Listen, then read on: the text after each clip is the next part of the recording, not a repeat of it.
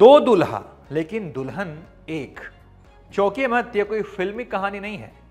हिमाचल के सिरमौर में दो सगे भाइयों ने एक ही लड़की से ब्याह रचाया है, और वो भी कोई चोरी छिपे नहीं, बड़े धूमधाम के साथ। जिस परिवार में शादी हुई है वो पढ़ा लिखा परिवार है।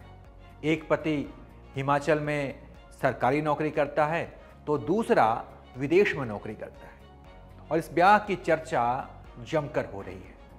आपने महाभारत तो देखी होगी, जहां द्रौपदी के 5 पति थे। कुछ इसी तरह की परंपरा हिमाचल के सिरमौर में निभाई जाती है, जहां एक ही महिला के कई पति होते हैं। इसे बहुपतित्व व्यवस्था भी कहते हैं। इस परंपरा के चलते शिलाई गांव में हट्टी जनजाति के 2 भाइयों ने एक ही दुल्हन से ब्याह रचाया है। इस तरह तीनों विवाह के बंधन में बंध गए। बहुपतित्व की पुरातन परंपरा के तहत संपन्न हुए इस विवाह को सैकड़ों लोगों ने देखा। दुल्हन सुनीता चौहान ने कहा कि उसने बिना किसी दबाव में यह निर्णय लिया। दोनों दूल्हे प्रदीप और कपिल नेगी ने भी कहा कि उनका यह फैसला बगैर किसी दबाव का है। हिमाचल के सिर्फ सिरमौर ही नहीं, किन्नौर जिले के कई गांवों में भी बहुपतित्व परंपरा निभाई जाती है। इसे यहां भातृ बहुपतित्व भी कहा जाता है। वहां के कुछ लोगों ने बताया कि ये बुजुर्गों की चली आ रही पुरानी परंपरा है। इस परंपरा से परिवार में किसी को भी कोई दिक्कत नहीं होती। जो इसे आगे बढ़ाना चाहता है वो बढ़ाता है। अगर कोई इस परंपरा के मुताबिक शादी नहीं करना चाहता है तो उससे भी कोई जोर जबरदस्ती नहीं की जाती। वो एक ही पुरुष से शादी करने के लिए महिला आजाद होती है।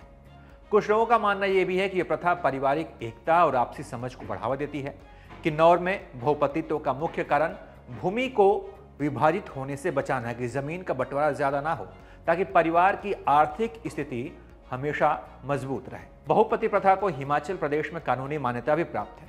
यहाँ के लोग इस प्रथा को अपनी सांस्कृतिक पहचान और पारिवारिक मजबूती का हिस्सा मानते हैं। गांव के बुजुर्गों का मानना है कि नई पीढ़ी इस परंपरा को भूल रही थी, लेकिन इस तरह की शादी से पुरानी रीति रिवाजों को जीवित रखने की कोशिश की जा रही है। इस अनूठी प्रथा के बारे में यहाँ के लोगों का कहना है कि पहाड़ी समाज में पलायन रोकने और संयुक्त परिवार की भावना को मजबूत करने के लिए ये व्यवस्था आज भी प्रासंगिक है।